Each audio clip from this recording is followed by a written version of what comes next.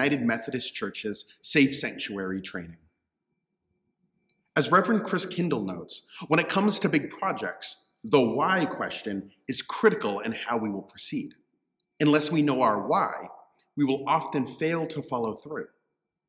So take a moment as we begin and ask yourself, why do we employ a safe sanctuary system at Baldwin Community United Methodist Church?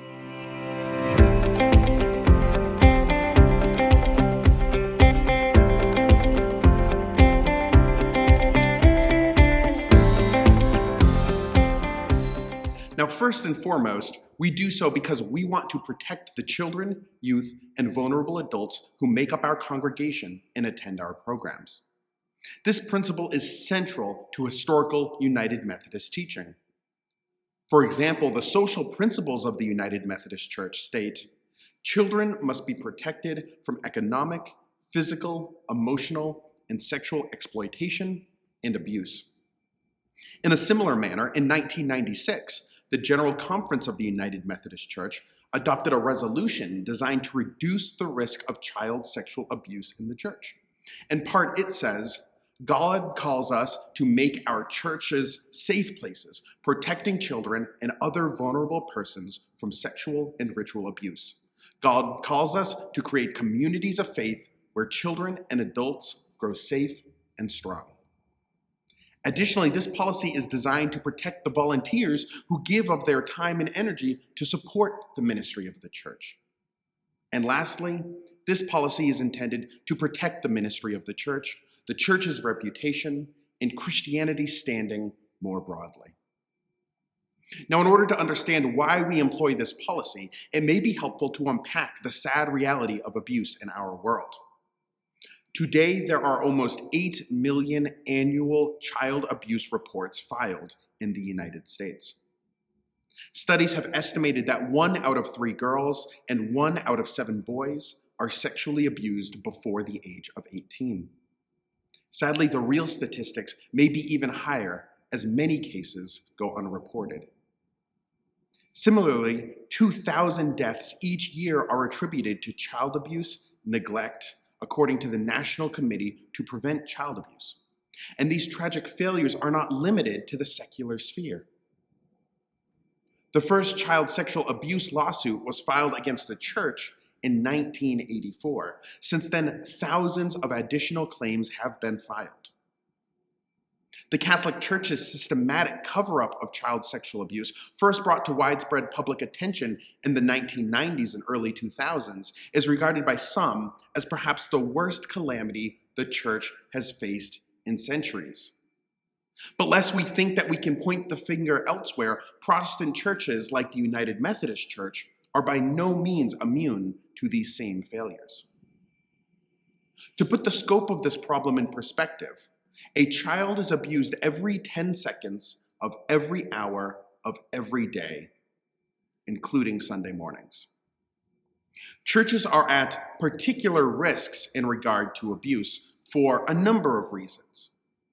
Before we move on, why don't you pause and take a moment to think about some reason churches might be more prone to this sort of failure.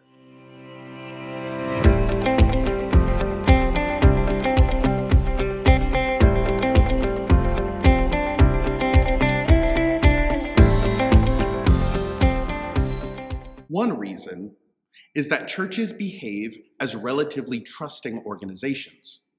We want to be a community, and communities are built on trust. But this means that we generally rely upon our members and our leaders to conduct themselves appropriately. A second reason that churches have a potential weakness in this area is that most churches struggle to get adequate help with their children and youth programs. A willing volunteer is often a welcomed relief. But as a result, churches are notoriously inactive when it comes to screening their volunteers. Third, churches routinely provide opportunities for close contact and for close personal relationships with children and youth. People prone to child abuse often know that churches and schools are a prime place to find and groom potential victims. So what does abuse look like? Abuse can actually take many forms. Why don't you take a moment and brainstorm the various forms that abuse might take?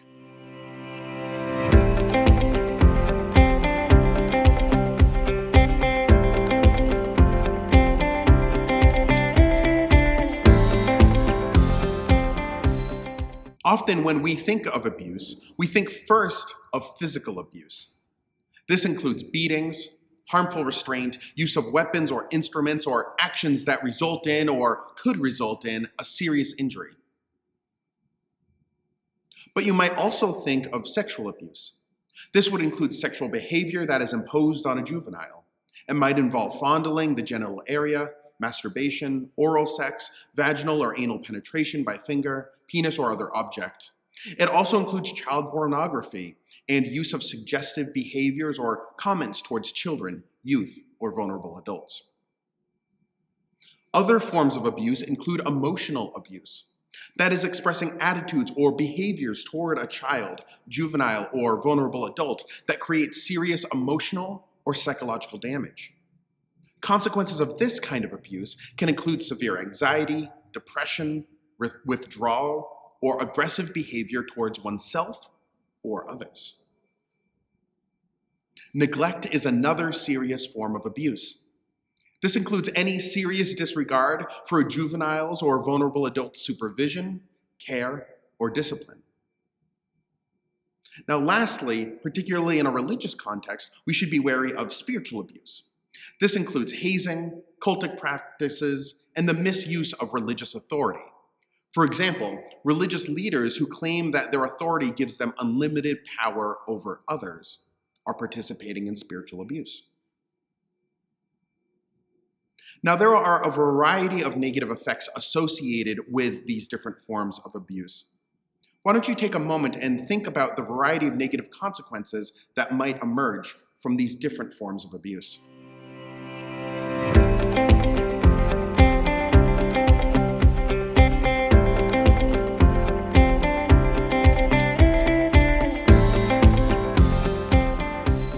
First and foremost, there is the obvious and direct harm to the child, youth, or vulnerable adult who has been victimized in the abuse. This must always remain the highest concern. But there are also years of emotional pain for all involved, including not only the victim, but the family, leadership in the community, and more. In fact, abuse can really divide a community as blame and accusations circle around. And of course, abuse has a financial cost. These costs include the weight of litigation and civil suits. Most churches could not survive the cost of even a single abuse civil suit.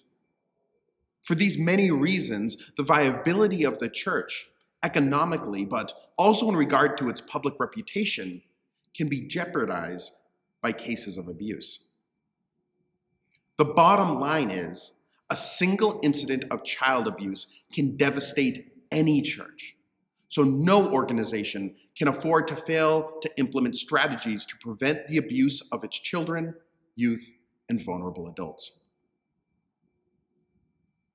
So what can we do? Here I want to offer 3 areas in which we must remain vigilant.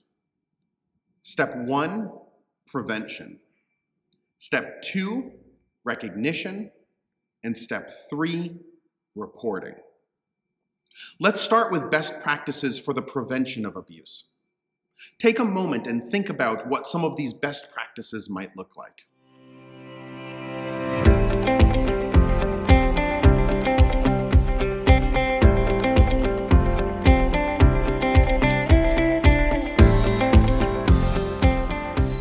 At Baldwin Community, our prevention begins with background checks and clearances for all staff and all volunteers working with children or youth. It includes trainings such as this one. Second, we insist that 2 adults be present with children or youth at all times. You should never be alone with children or youth. Third, it is imperative to maintain visibility when working with children and youth. That means that rooms where youth and children regularly meet should have windows, or if they lack them, the door should always remain open. Finally, it is imperative to maintain a sign-in, sign-out system for children so that we know who is there during a program and after a program, that we know they have been released to the correct responsible adult.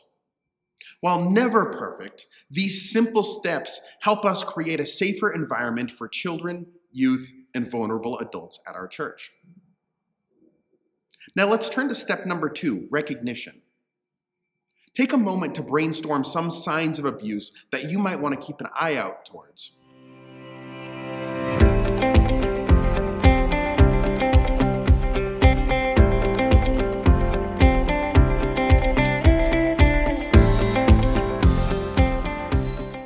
In the case of physical abuse, there are a variety of things that you might want to look out for.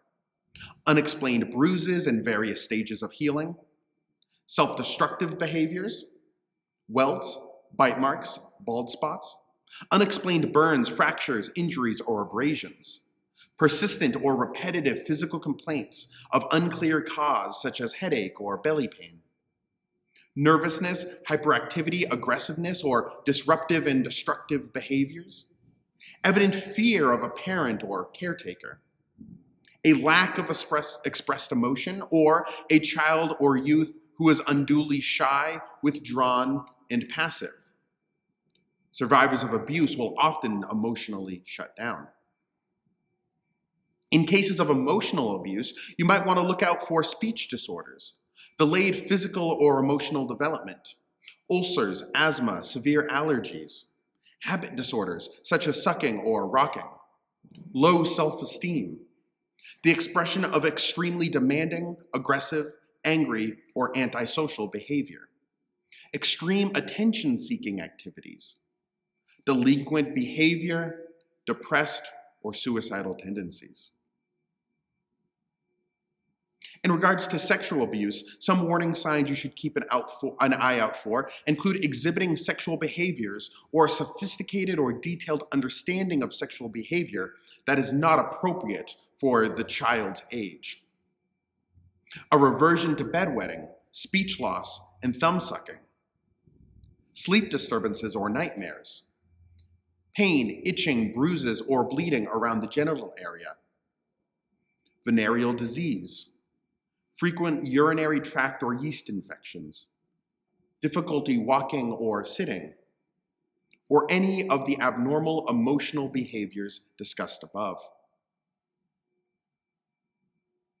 In regards to neglect, you should keep an eye out for abandonment by parent or caregiver, unattended medical needs, constant lack of supervision, consistent hunger, inappropriate dress, poor hygiene such as dirty clothes, skin, or hair, lice, distended stomach, poor social skills, constant begging for or stealing of food, frequent absence from school, falling asleep in class or during a program, or being unduly shy, withdrawn, or passive.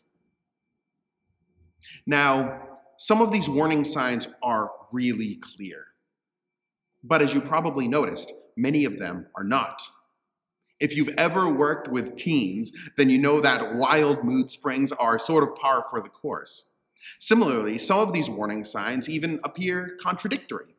Emotional or sexual abuse, for example, can result in a survivor who is withdrawn, listless, and passive, or it can result in a survivor who expresses attention and approval seeking, even extreme over-affection with adults and authority figures. So what are we supposed to do? Now, what I want to emphasize is that the aim here is not to create a state of hyper-alert mistrust. Rather, it's about recognizing consistent warning signs. We are often thinking, when it comes to abuse, about patterns of behavior more than single moments. Although there are, of course, instances where a single warning might be significant enough to trigger a report. You know, everyone, particularly children and youth, will have bad days. The aim here is to attune yourself such that you can notice warning signs when they repeat over time in a consistent manner. Is this student consistently coming to Sunday school, complaining of being hungry, wearing inappropriate clothes such as no jacket in the winter? Do they express signs of withdrawal? You might be seeing warning signs of neglect.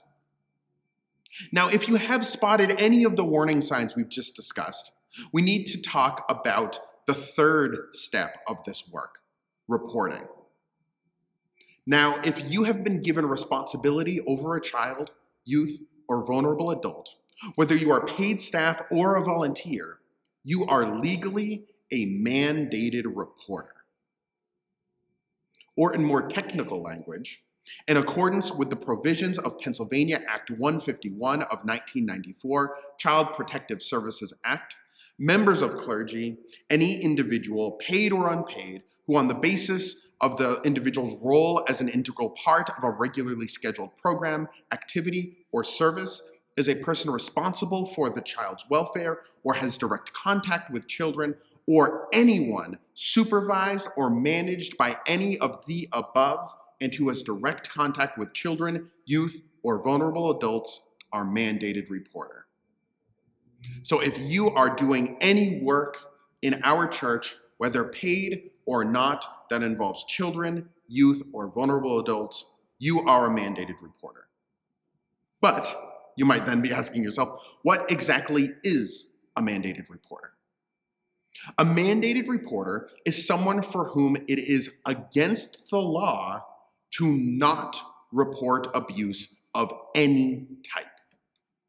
Even if the abuse did not occur on church grounds or by a church member, you are legally responsible for reporting it.